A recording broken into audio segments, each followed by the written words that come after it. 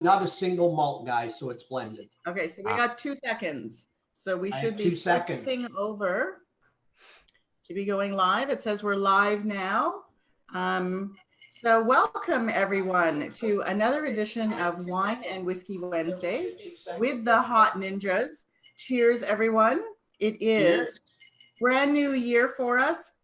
We're almost 1 full year of doing wine and whiskey, even though when we started it last January, Steve and I kind of said, well, let's try this and see what happens. But next week will be officially 1 year that we've been doing this every Wednesday. Congrats. Wow. Pretty much every Wednesdays. It'll be a full year that we've been doing this. And I don't know did you notice Dan was drinking straight tequila there? So I don't know how this is going to go. Oh, I've been into it. This is actually an interesting vintage. It's a 2019 Brita. Okay. I got a 2020 Brita. Or tequila, depending on how you describe it. Yeah. So cheers, everyone, to a fabulous year of 2020. Hopefully everyone had a great holiday season as well. To everyone's best year yet. Yes, absolutely. Indeed. Definitely. It's going to be.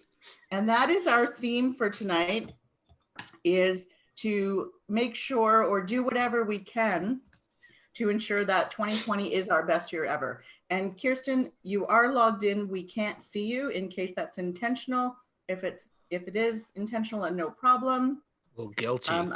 Otherwise, just to let you know. And Suzanne is just jumping in as well. Here's Suzanne. Yes, there's Suzanne. Okay, well, Suzanne would have to come because especially when she heard that Dan was going to be here. She's heard so much about Dan. So. Oh boy, I'm blushing. No pressure.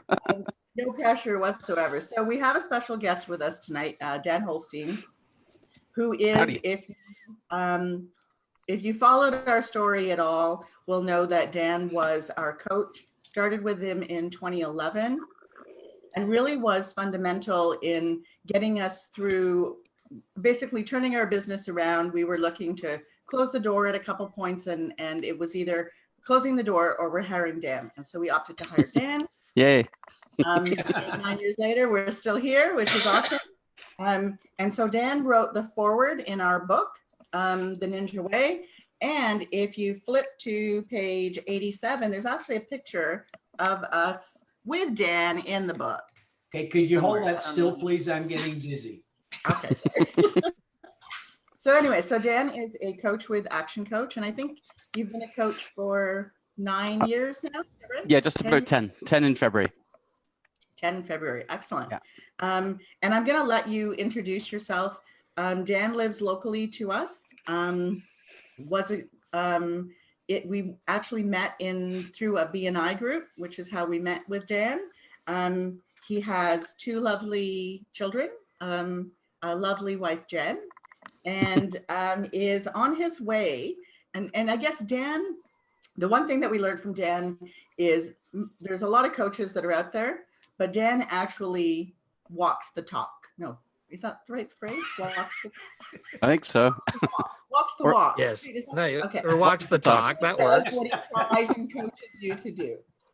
Sets goals for himself and achieves them, and is on his way very close, I believe, to becoming a pilot. Yes. Is that correct? Okay. Yes, very close. But Dan, I'll give you a couple of minutes to introduce yourself. You'll probably do a better job of explaining who you are than I just did. So. I don't think so. You just said I set goals and achieve them. That's the mystery. That's the myth. I set goals and sometimes achieve them. That's the reality. But I do try. Nice to meet all you guys. And again, Juliet and Steve, thanks so much for having me on the Wine and Whiskey and Water Wednesday night show. This is going to be a lot of fun. So as Juliet mentioned, I've been a coach for just about 10 years now, working with business owners to help them grow their business and have them work more and more without them, and ideally grow to an exit where they don't have to show up anymore if they don't want to. They can sell it or just, have the business run and give them time and cash freedom.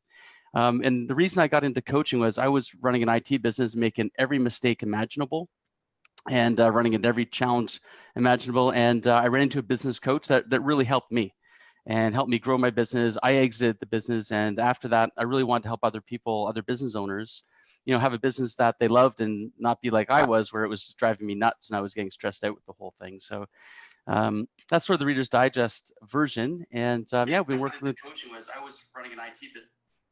Oh, we've got a bit of an echo there. Yeah. Anyway, so fast forward 9 or 10 years and still going at it, still love helping business owners and folks like Steve and Juliet to help them grow their business into something special and unique and something that they really love. And I think that you gave me too much credit earlier when you said that, I helped you grow it. I mean, as a coach, my role is to really identify where you guys need to be pushed a little bit and then push you without pushing you down. You guys did the heavy lifting. So hats off to you guys for creating an amazing business. So we're going to talk about goals today. We are. So, yeah, exciting. Yes, absolutely. So what we want to do is we want to help everyone make sure that 2020 is going to be their best year. And I'm on a whole bunch of email newsletter lists, but one of them is Brendan Bouchard. So I'm going to steal this from his, which I think came across this morning.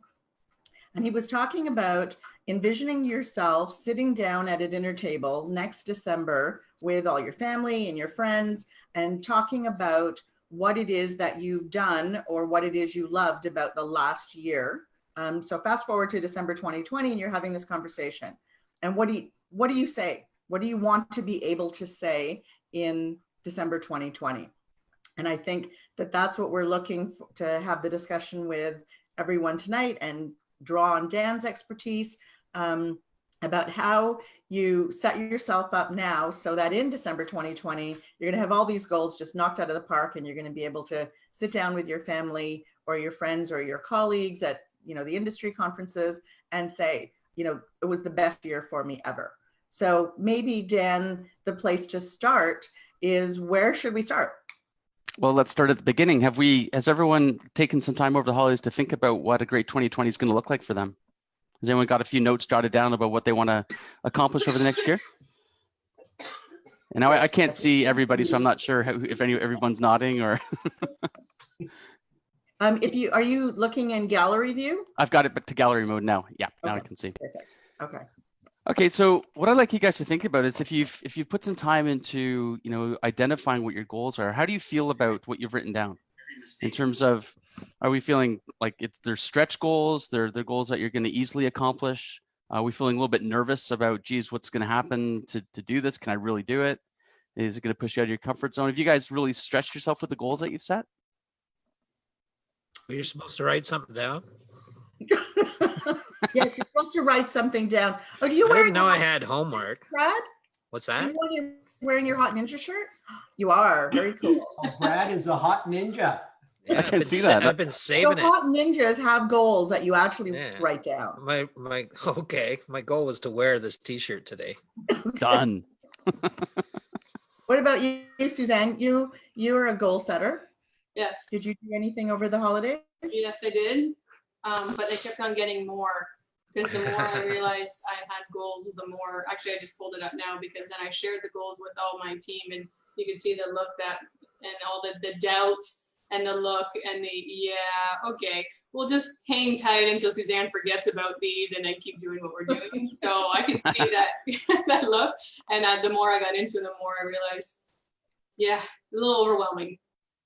Okay, a little feeling of overwhelming. How about yourself, Jacqueline? I usually write down short-term goals and long-term goals. Mm-hmm. And as I get closer and closer, I just kind of tick them off. Gotcha. So as you're looking at the goals that you've set, how are you feeling about that? Are you excited? Does it seem like Suzanne said, a little bit overwhelming? What's your sort of feeling about the goals you've set for yourself? You're talking to me? Yeah. Yep. Oh, sorry.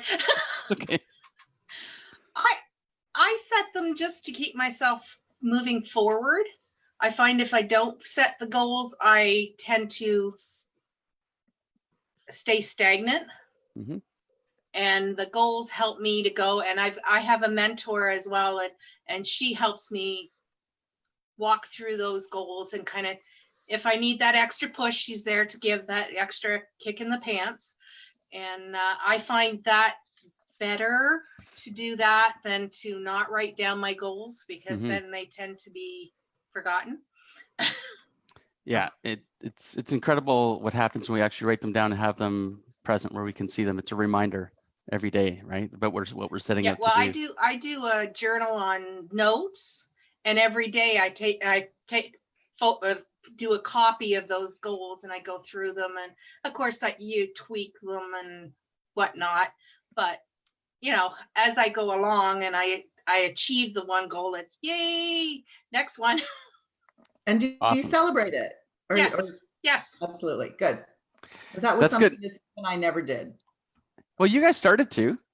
Yes, absolutely. But when we started with you, we never did. We never celebrated any kind of goals. But yes, now we do. I kind of use you guys as the poster kids for reward setting, because you guys would set yourselves a goal, and along with the goal, you would set what your reward was going to be for achieving it. Yes. Right. So why is that for you guys? I think this is a real good teachable moment. Why is that important for you guys to set a reward along with the goal? I don't know why. I think for me, so one of my rewards, or one of our rewards, when we hit a particular revenue, and I can even tell you what the goal was, what the number was, and it's probably seven years ago.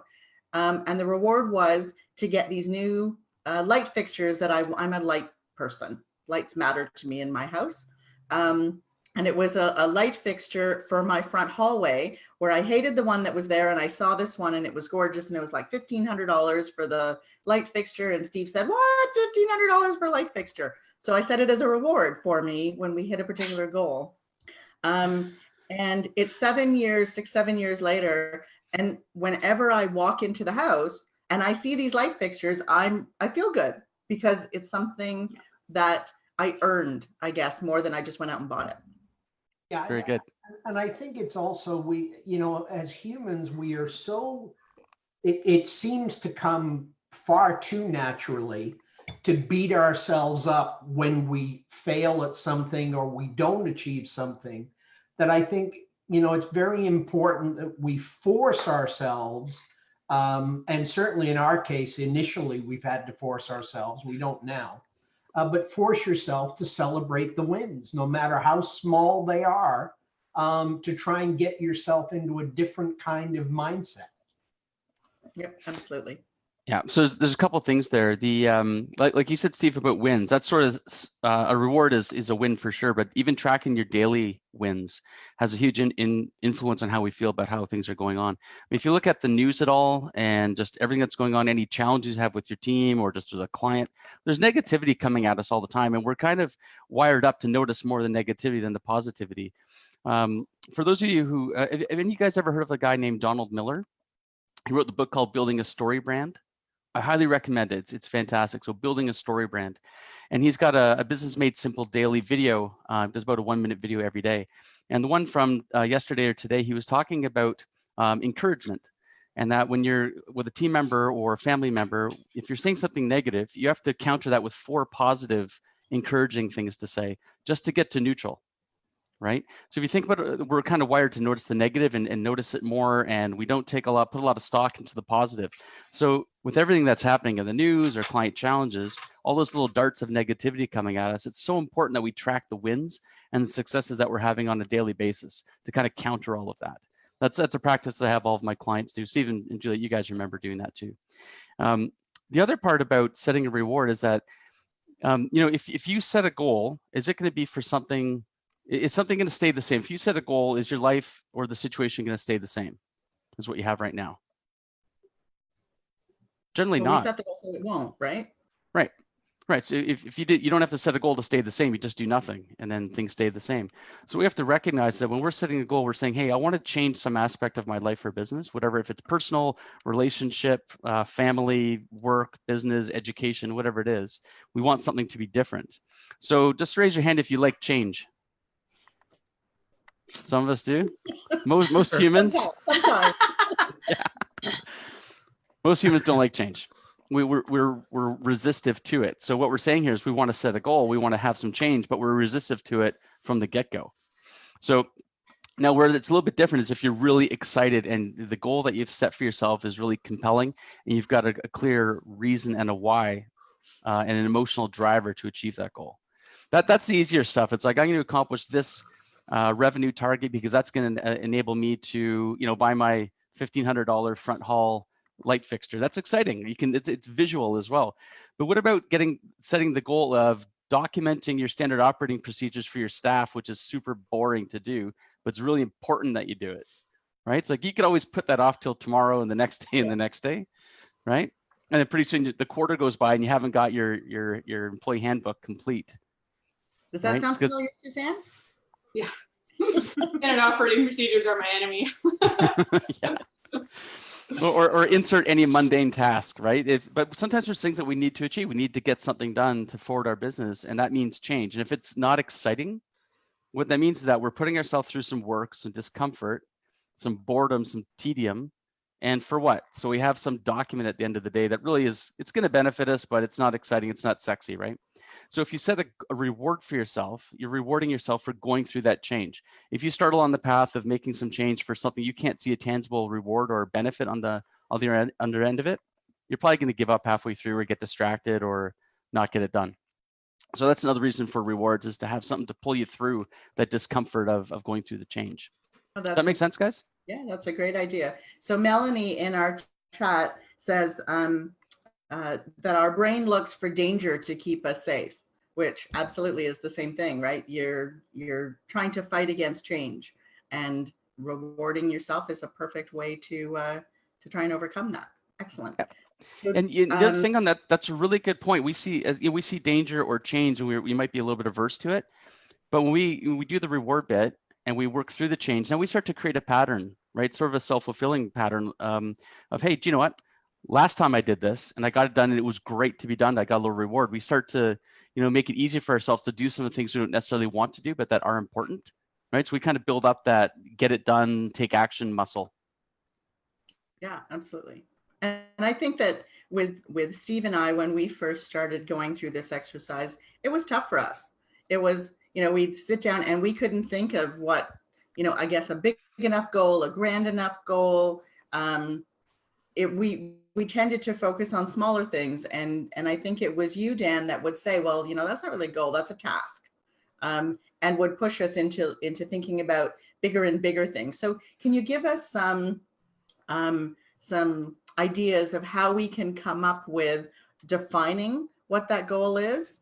A lot of our audience has heard about SMART goals. We talk about them all the time, but do you have some way for them to maybe try and visualize what that goal initially needs to be set?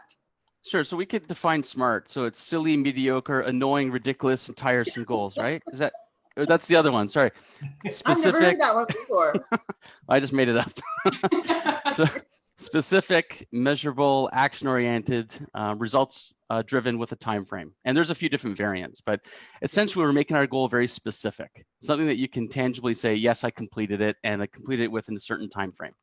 So having it time bound is important. So just on your comment about a task versus a goal, a task is something that you're going to get done anyway. It's probably going to have to happen. You don't have to do any learning. You don't have to go to your comfort zone. It's going to be something you're going to tick off your to-do list. So it's not truly a goal if that's the case. So achieving a goal that's meaningful means, as I mentioned before, some change, some discomfort, but we need to know what the price is going to be of the goal too. What's it going to cost us?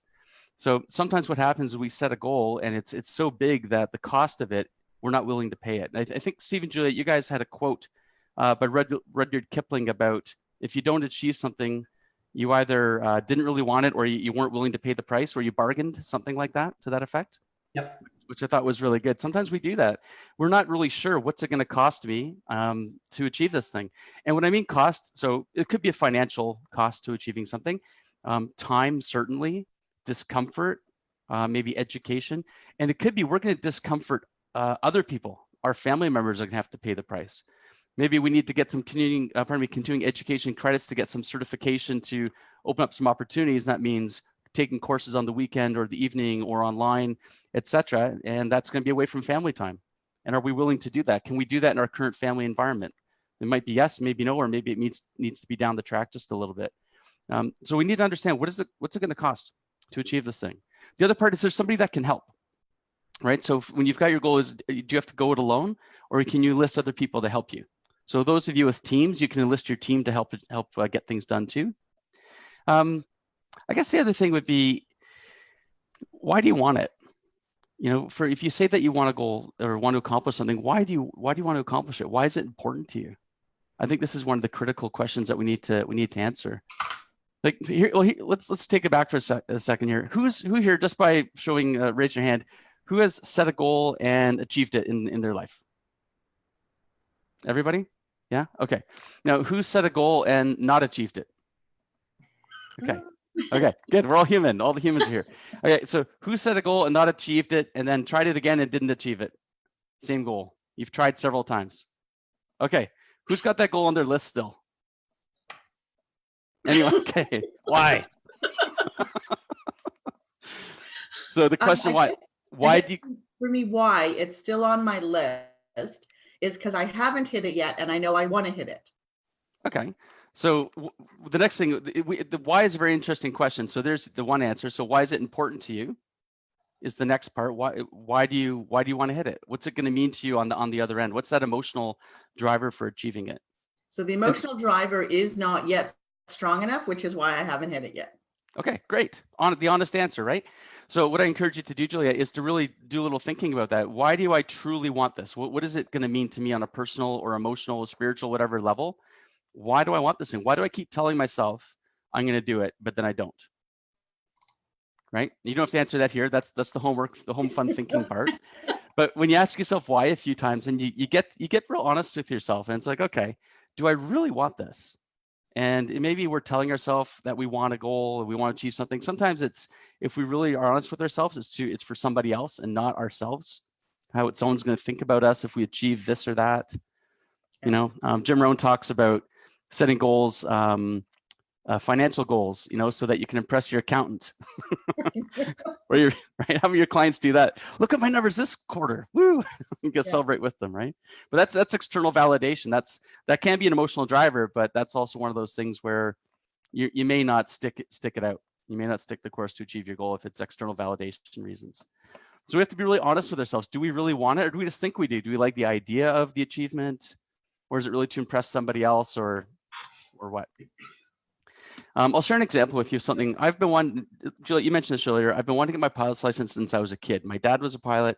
I love airplanes and I love to travel, and I've wanted to get my license since forever. And when I was younger, I didn't have the money. And later on in life, I just didn't think I could do it. I didn't have the confidence. And eventually I gained the confidence, and I said, I'm gonna do this. And I signed up for the ground school, and then I quit because I'd also committed to coach my son's soccer team. And they happen to have ground school on the same nights as practice and game. And I had to weigh it. I'm like, well, I do really want this, but I really want to coach my son too. And that took precedence. I decided to cancel that and focus on coaching my son's soccer team. That was more important to me at the time.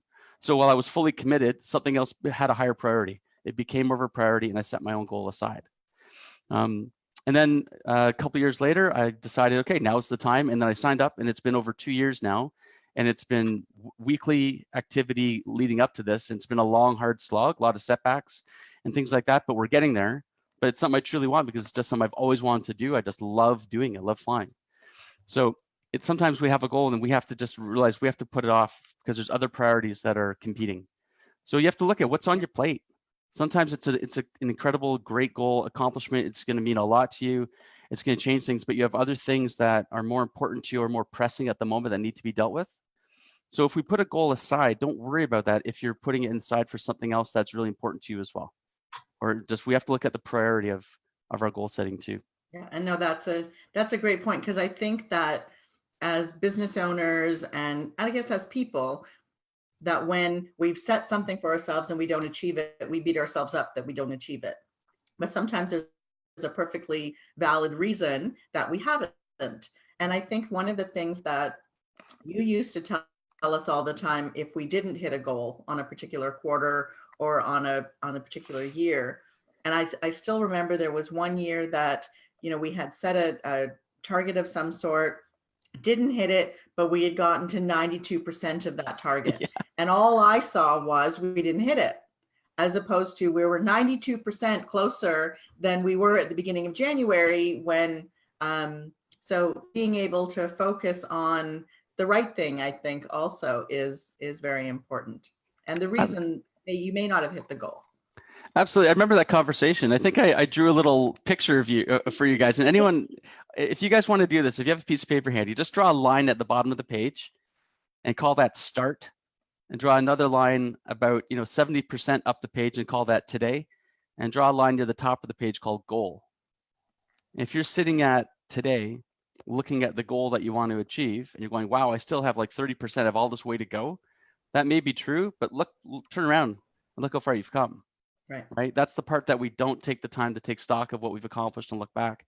And so what happens if we don't actually have some appreciation for what we have accomplished, are the goals that we set out to do, they become a little more hollow. It's like, oh, I have to do this. If I don't, I'll feel bad. And then you get to that next goal, and then guess what? We're going to set another one, aren't we? And then all of a sudden now we're on the chase again, and we're on the chase. You hit a goal, set a new one, hit a goal, set a new one. And we're in this constant chase to feel happy about achieving something, but we've achieved a lot, and we just are always looking at the next thing and not really valuing what we've done and appreciating all the hard work and the learning and the change we've gone through in order to accomplish it. And so then the successes feel hollow, right? We just feel like we're on this goal-setting, action-taking treadmill that has no sort of benefit. That's a good point. Okay, so so Steve and I set annual goals, and then we revisit them quarterly. And so how do you, and goal setting is something that you talk about a lot, and most coaches talk about a lot. And right now with New Year's resolutions, everybody's talking about it. So the gyms are full this week. I said that to my daughter, where she said that she can't believe how crowded it is. I said, well, wait till next week, and it'll go back to the way it used to be. She said it's never been, because it's a new gym she joined. And I said it'll wait a week or two, and it'll be back to normal. So back to your point about where we don't feel like we are on a constant treadmill of just, here, we've set a goal. Okay, good, we're done. Let's set the next one. How do you avoid that? By stopping and looking back at what you've accomplished. So journaling is a good way of doing that. Doing some reflective exercises, like when we do our quarterly planning sessions with clients, we always have them look back on the past quarter and identify what they're really proud of themselves for having achieved, what they've worked through, what they've done, what they've changed, what they've learned, and we have them document it. So they've got to write down. We do a little exercise where we give them Post-it notes, and they write their wins and their name on a Post-it note. We just go for 3 wins, and sit around the tables, and they write their wins out. And sometimes people feel uncomfortable with that, like, oh, I don't know, what did I do that was good? And they have to really think about it. But usually they can come up with 3, and then we get them to share with the other people in the group, right? So if it's 5 people, they're going to hear 5 other people's or 4 other people's 3 exciting goals, and they're going to say, that's awesome, good for you. But guess what? When it comes to their turn, they're going to say their goals. The other 4 people are going to be telling them how great they are. So it's okay to take a little pat on the back and some accolades, because the things that you're struggling with or struggling through, and we all struggle. And when I say that, I don't mean we have big problems, but the things that we're working through and trying to accomplish, it's not easy. So you do need and deserve that recognition when you accomplish something. So taking the time to appreciate what you've done, have a little pat on the back. And part of that comes to, like, if you have an accountability partner or a mentor that you're telling about your goals, they'll be the first person to congratulate you as well. So feel free to share. It's not bragging. It's really not. Bragging's if you haven't done it. If you've done it, you're just celebrating. Right. So take the time for yourself. So Suzanne, you said that you shared your goals with your team, and they weren't very excited about it. So do you have someone that you do share that actually is excited about them with you? I think once we accomplish them, when we set a goal for new MRR number of clients on, and we made that goal last year. And so in December, beginning of December, I said, and guess what? We made the goal, and they were so thrilled, and they were so pleased, and so they celebrate with, it's when I said, okay, now new ones. Oh, I'm tired. Like, and they don't want to, I don't, but once I get them, it was the same thing. And it was the same thing as what happened last year. Well, we can't handle that. Well, I think we can actually, or no, I do think this is the time, but nothing's wrong. I know, but that's why we're going to do it now, because to stop that from being so. But once they get going, I don't know. Sometimes I see their potential more, I think, than or our potential. But besides that, and my husband, who's a great support, I guess that's really where I do that. Okay. If I can inject a little comment there, Suzanne, when you're setting goals with your team, they're gonna feel less excited than you unless there's something in it for them too. So they need, I don't know if you're doing a gain share or something like that, but remember we talked about how setting a goal and achieving something, it's change, but we need to be a reward on the other end, some benefit. So if your team is just going to see it as more work, it might be a little bit tougher to pull them along. So you want to have something that is exciting for them to achieve or to have, you know, at the outside of the goal achievement, other than just a pat on the back. And appreciation is really important, but something where they can see themselves benefiting as well. And it doesn't have to be necessarily monetary. It could be, you know, if you break your goals down quarterly, then you can get those milestone goals. And if you're going to increase your MRR by, let's say 10%, you know, it's 2.5% per quarter. You know, when everyone does that, you know, then great, let's go celebrate. Let's go for dinner, or let's go do something fun, or, you know, whatever you guys enjoy doing, just to go and celebrate and remind them, you know, appreciate them and remind them that, hey, we have accomplished something. Let's celebrate the win and let's keep going because we're on the path. And let's at this dinner or whatever we're doing, let's set our next fun thing we're going to do when we get to 5%. That's a great idea. I tend to think as achieving as the default position. Like, you have to do that. Like, it's permission to play. You have to achieve, or you didn't. Like, that's just what you have to do. Like, it's not. So I don't celebrate. It is a horrible thing. Like, I do not celebrate at all. It's always for. I do not reward. I don't celebrate. So well, it's a failing. I encourage you to celebrate some of the. Sounds like you're doing some great things over there. I'd encourage you to celebrate that. What you can do as well, if the goals that you've set, or maybe if they're modest and that's just what everyone needs to do to stay on the team, sort of deal. Set some stretch goals as well that you guys can really celebrate when those are achieved. You know, something extraordinary. Good idea. Yeah, staff members, they're never as excited about the goals. Remember, if they had the business owner mindset, you'd be working for them, or they'd be working somewhere else running their own business, right? But they're staff, and I say that respectfully. That's what they've chosen to do, where they want to add value in the world as a staff member. And we can't grow businesses without amazing people that want to be staff, right? But it's just not quite the same mindset. You're kind of pulling them along as opposed to them trying to push you forward, right? Absolutely. So Melanie in the chat has recommended, and sorry, I'm not sure in what context it was, because I don't remember what the book is about. So maybe someone that has read it, or Melanie, you can clarify. But she mentioned that Who Moved My Cheese is a great book. It so is about change.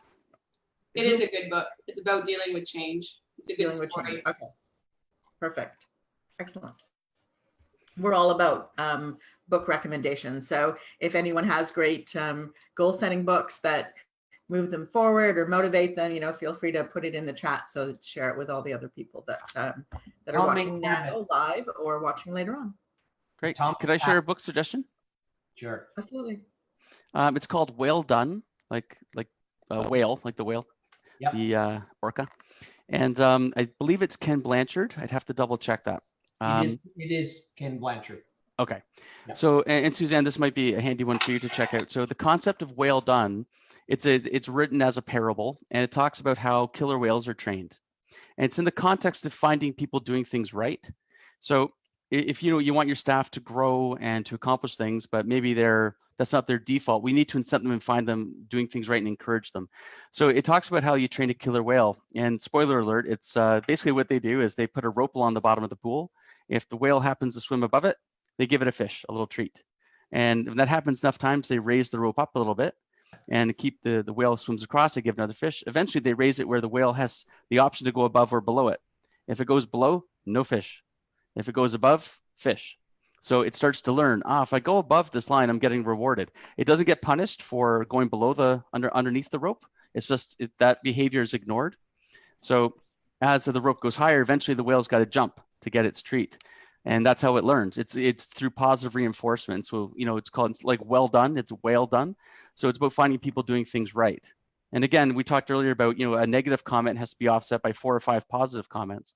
So if we leave some of the negative alone and find ways to find the team doing things right, that can be really motivating for them as well. And they're a really good team too. It's just, so it's my failing for not like recognizing that. So that would be, it's good to find those moments and celebrate them. And Not failing when you recognize it and you actually have the opportunity to do something about it. So failing, to me, I hate that word. Failing is when you give up. Love it. Matthew jumped right on what I was going to jump on. You beat me to the punch. Good job. Yes. All we have are successes and learnings. Great perspective. Yeah. And sometimes that's hard to remember. And a lot of unbillable often time. reminds me of that.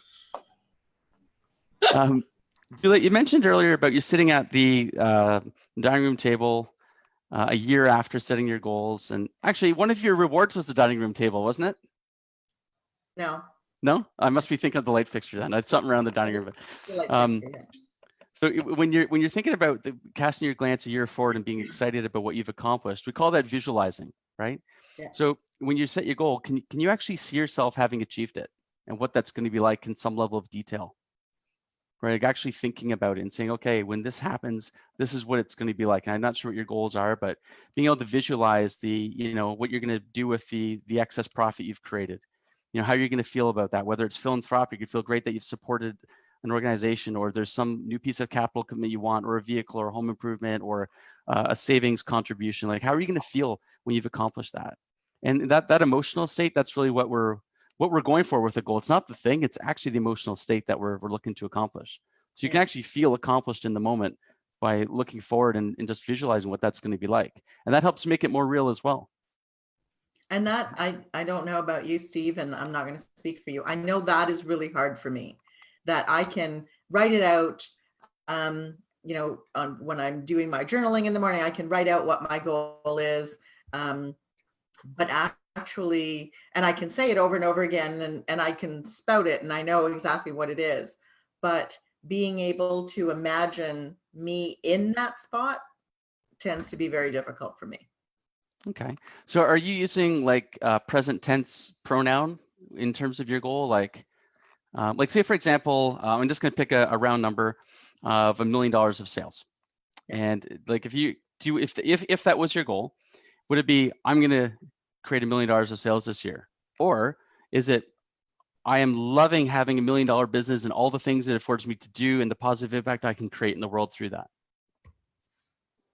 Right. So the one is just about the thing, the logical. It would probably be hit $1 million in sales or something. That's probably what it would be. Yeah, boring.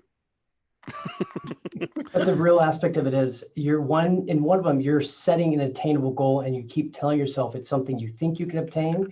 The other is you're actually saying you feel you're already obtaining it. You're living in the moment of obtaining it. Yeah, that's exactly the perspective. You're sort of casting yourself into that situation and then talking about how you feel about it. I love the ability to do this and this now that I've created this sort of abundance of cash flow. And it's an important thing to do too, because the reason we do these kinds of visualizations or affirmations is that if we don't, and we get close to our goal or we achieve it, if we don't have a comfort level with it, we're going to mess it up. So think about lottery winners. Say the average Canadian and American, I think the average income is something, 45, 50 grand a year, something like that. So imagine someone that's been making that for most of their adult life, all of a sudden wins $10 million. They've never structured themselves. They haven't had the identity to be able to handle and steward $10 million of cash. So what do we know about what happens to a lot of lottery winners? Bankruptcy. Yeah, they go even, they often, not everybody, but some, there's a high percentage, unfortunately, that they don't do wise things with their newfound wealth. They give it away, they squander it, they buy all kinds of, stuff. And sometimes they end up even lower, like Matt said, bankruptcy, they go lower than they started in the first place. And that's because they haven't conditioned themselves to be able to deal with that situation. So if someone was sitting there talking about all the things they're going to do and they have $10 million, when I earn my $10 million, when I win my $10 million, I'm going to invest it here. I'm going to contribute here. I'm going to do this and that. And I love the ability to do that. If they won, they know what they're going to do. They're ready, right? So but if they don't, then they sabotage it. So same for our goals too. I've seen folks where they want to attract a great team member. but they haven't built their leadership. They don't believe they're a great leader. So they might be able to attract somebody onto their team, but then they can't retain them because they don't see themselves as a great leader and they do something to sabotage the relationship. So it's not just monetary, it's leadership goals. We really need to make sure we can see ourselves having achieved it and have, what's that feeling? What's that like? And sort of live in that moment.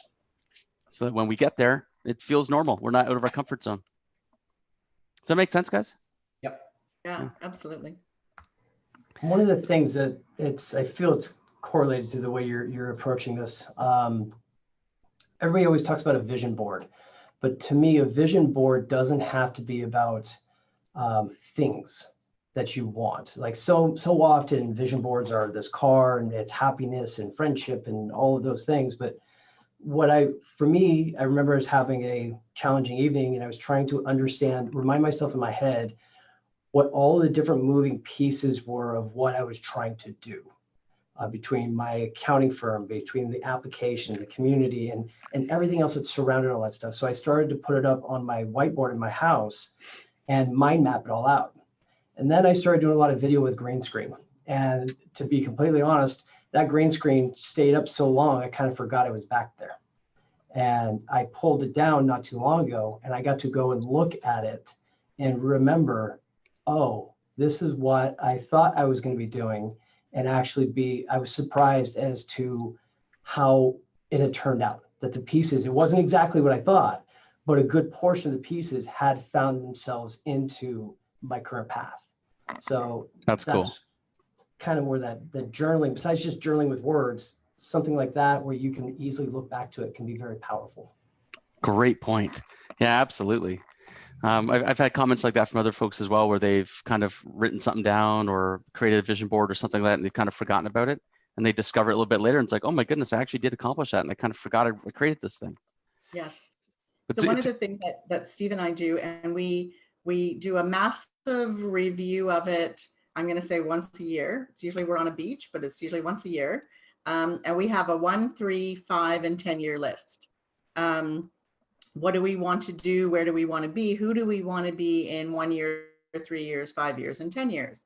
And when we started doing this exercise, when we did it, we would remove it off the list. And I think probably over the last 4 years, 3 or 4 years, we've kept the items as we've achieved them, that we just move them onto a different part of the page. So if it's something that was in our 1 year and we either accomplished it or became that, or we've kept it. And it's interesting now when we do our 1, 3, 5, and 10 to look at how long that list is getting and how many things you've actually, that you thought about doing that you've actually been able to do, or things that you've wanted to change about yourself that you've actually been able to change. So it is good to be able to reference that list somewhere else for the future, because it does motivate you as well. I was just thinking, I found an old journal of mine, and I must have done it after my first Thrive conference. And I wrote down, that first Thrive conference, I was desktop, I had no idea about anything, and it was completely overwhelming. But I wrote down there, I want to be a QBO session speaker, thinking that it would be and I completely forgot. And then I read it when I was rethinking. I'm like, oh my goodness, you did it. It was like 5 years later. It took 5 years, but it was neat. But you hit it. Yeah, that's awesome. You were a speaker for the first time at QB Connect Toronto in December, which was awesome. Yep. So I have a follow-up question for, actually kind of works on both. When you do that type of stuff, and if you're keeping your list and you're just kind of crossing them out, but they're still there, does that now influence when you're creating those new goals? Are you finding that you're trying to reach those goals further and to accomplish more out of it? Like maybe before your goal would be like, I want to do this much difference, but now you're like, I got this, I can go even further. Absolutely. Juliet? But that's also bigger.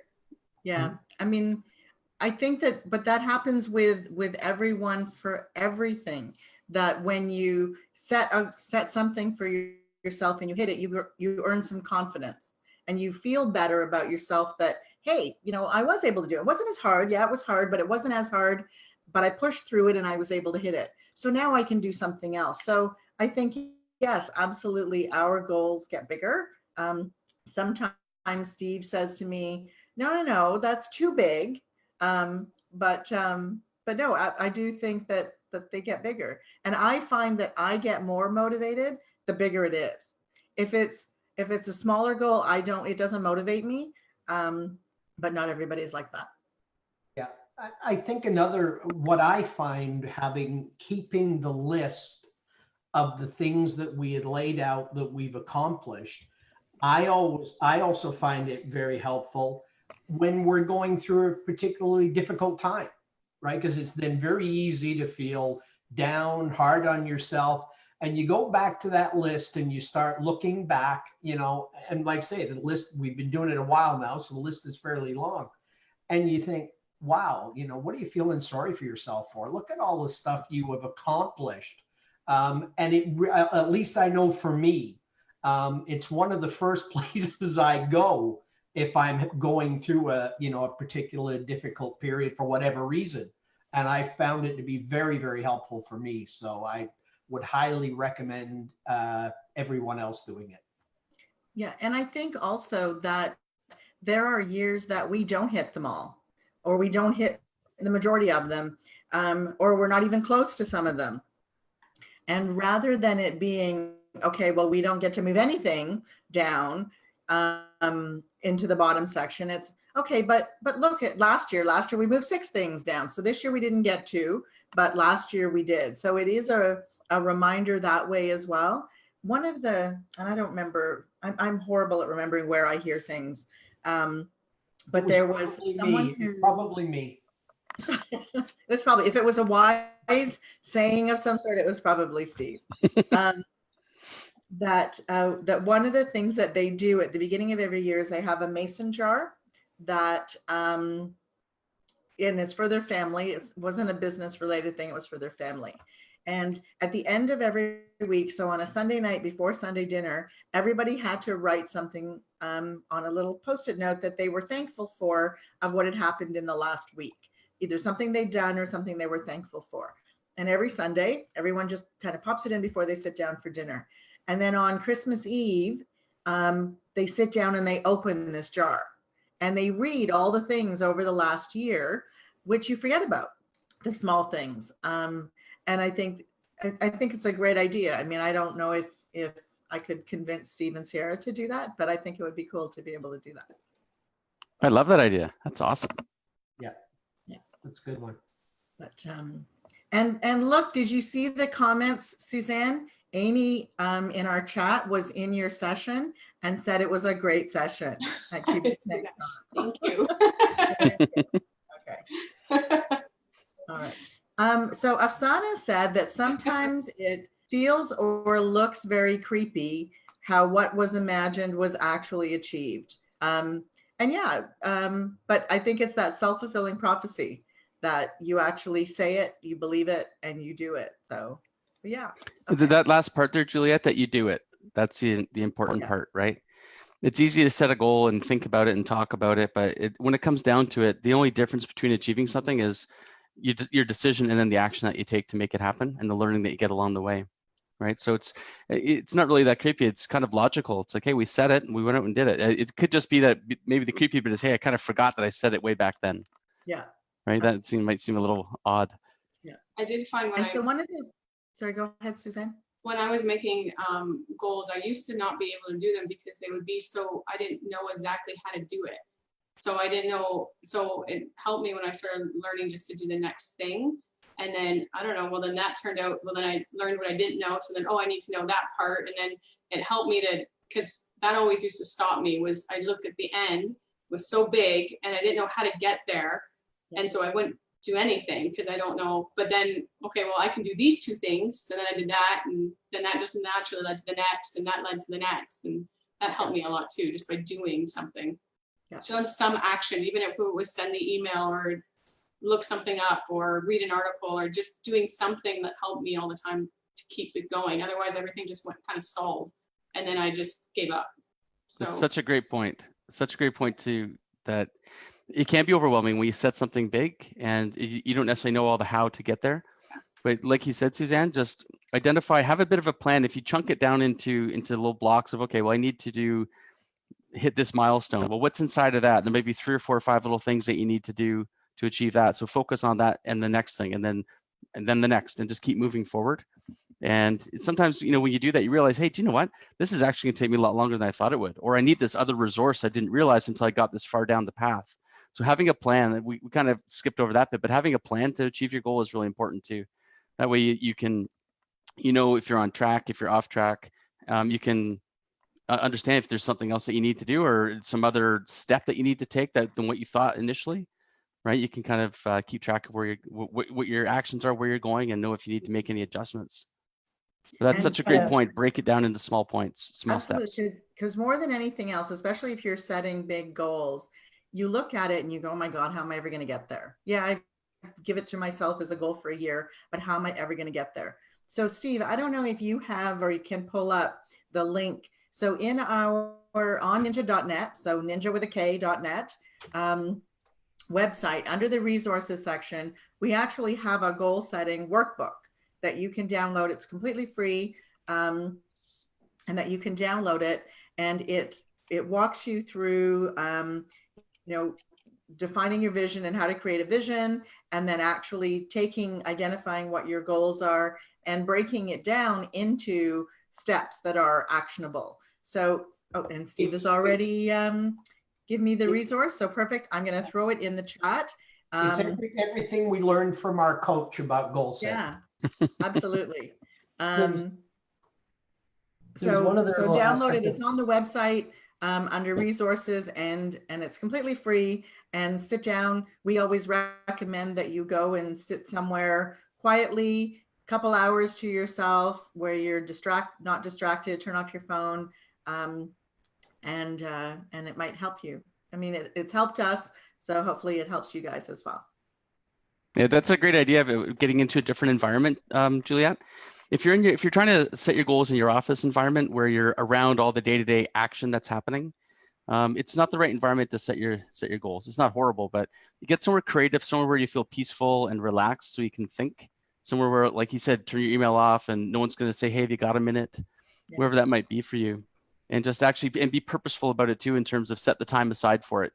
Because I find a lot of folks, when they're sitting there to set a goal, taking the time for it, they feel a bit guilty. I should be doing something more pressing, right? But it's the urgency versus importance. You got to make sure you take that time and do it in an environment that's really nurturing and fulfilling, so you can actually think clearly and creatively and come up with new possibilities. There is nothing more important than setting goals. I did find a quote, of course it's a Jim Rohn quote for Dan. My favorite. And thank you again, Dan, because you're actually the person who introduced me to Jim Rohn all those many years ago, and I cannot tell you how many times his words have helped me. But anyway, one of the quotes he has that I really love about goals is goals. There's no telling what you can do when you get inspired by them. There's no telling what you can do when you believe in them. And there's no telling what will happen when you act upon them. Absolutely. Yeah. That's a great quote. Yeah. So we've got about 7 minutes left. If anyone has any questions specific to that they would like Dan to answer, please throw them in the chat. If there's anything that we can do to help you guys achieve your goal. I have a question for Dan. Okay. In your experience, what would you say is perhaps the number one reason why people don't, and maybe there isn't a number one, maybe there's a 10, but why people don't achieve the goals they set for themselves? It varies, but I think one of the most insidious ones is lack of belief. And say if you want to get real personal about it, like sometimes I've seen folks who don't feel they deserve a goal. They'll set it for themselves, they want it, but internally their self-esteem is such that, well, that's for successful people, and I feel like an imposter if I would achieve that, or I'm not a successful person yet. I will be once I do all these other things. So I do see that sometimes where folks will set a goal and then they won't take the right actions. And when we talk about it, it's like, well, you know, I didn't really want that, but it comes down to they didn't believe they could accomplish it, or their belief system or their environment isn't supportive of them achieving that goal. You know, they say we're the average of the 5 people we hang around the most, sort of thing. in a lot of different ways. So if you can imagine somebody that has got an ambitious business goal or a personal development goal, they want to say they want to be a public speaker, they want to write a book, or they want to, whatever it might be, something that's out of the ordinary for their peer group. When they tell their peer group, they may not be supported. It might be, oh, really? What are you going to do that for? Or you think you could do that? You're nuts. Come on. So sometimes folks aren't around a supportive environment. And so it takes, remember, we're going through change to accomplish something. We have to believe we can do it. But if we have others that are detracting from us, if we haven't got a really solid conviction we can accomplish what we set out to do, that could be enough to keep us stalled, stuck, or not even trying. So, we want to tell people about our goals so they can support us, but it's got to be the right people. And sometimes it's family. You can't really get away from them. Like Steve, to reference Jim Rohn again, expanded association, hang out with more people, like on this call, right? People that believe you can accomplish whatever you want to accomplish, and have limited association with the folks that might not have the level of confidence you'd like them to have in you. Right, so maintain that level of belief. I think that's critical. Get around the right people. Yeah, great advice. Because there's nothing physical really stopping us from achieving something, right? Look at Google. How to do anything is on Google, right? What's stopping us from accomplishing anything? Yep. Right? It's generally a belief, and then we don't take the action or enough of the action, or we're not persistent long enough to to work through the setbacks. So I would say if there's a number one, from my experience, what I see, it's a lack of belief or lack of consistent belief in oneself. Yeah. Getting out of our own way.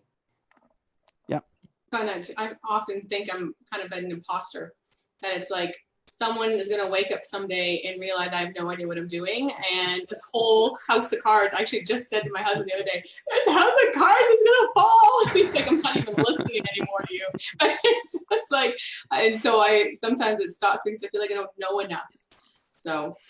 But I think, do you know what? The imposter thing, it's, sorry, go ahead, Juliet. I think we all feel that, but nobody wants to talk about it. It doesn't, I've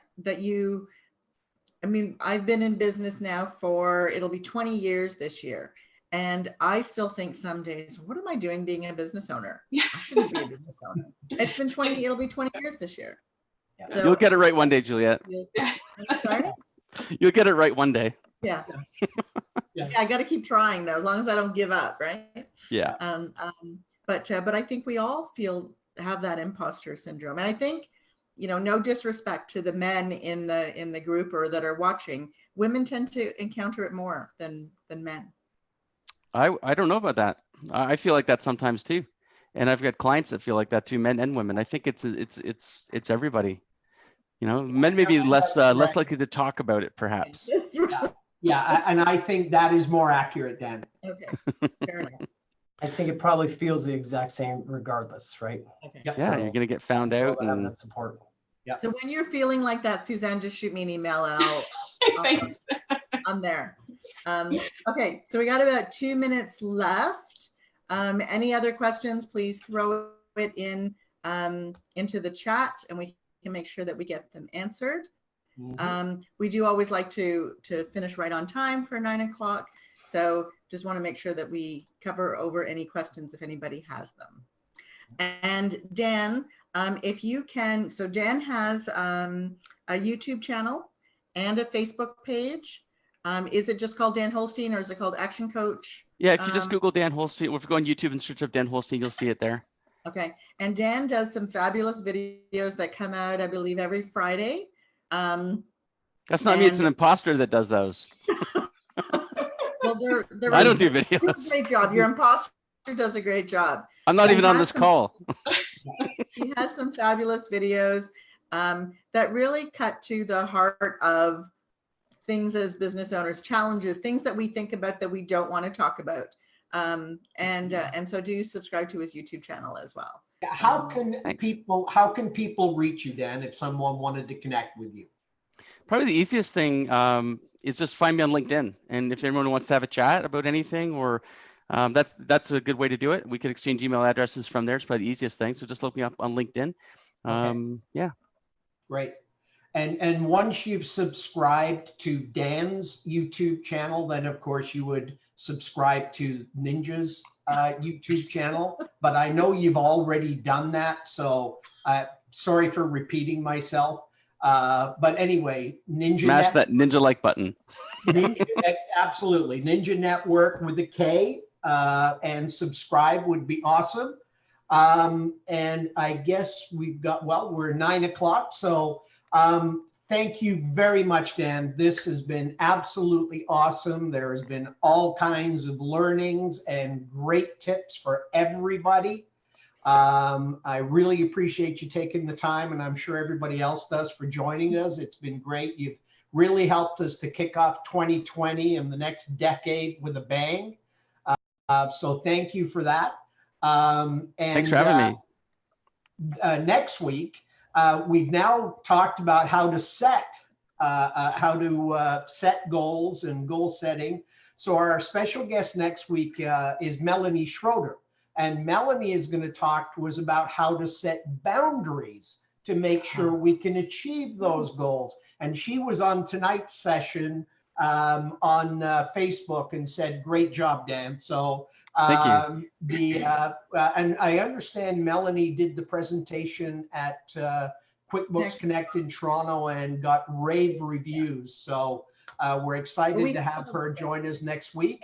And last, please, if you want some help with some goal setting and you want sort of a formal process to guide you, please grab our free workbook. I think there's lots of stuff in there that you would find very, very helpful. And like Juliet said, it's completely free. Just go to the website. So that, I think, is it for me. Anything from you, Juliet? No, I think we're good again. Thank you very much, Dan.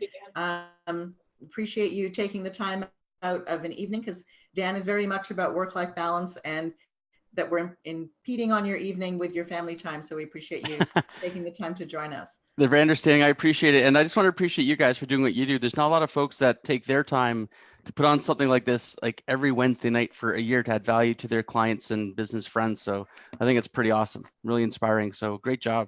And thanks everyone for your comments and questions, and for showing up tonight. I've really enjoyed it. So thank you very much. Okay, thank you. Have a great week. Have a great week, everyone. Cheers, and we'll see you next week. Ciao. Cheers. Cheers.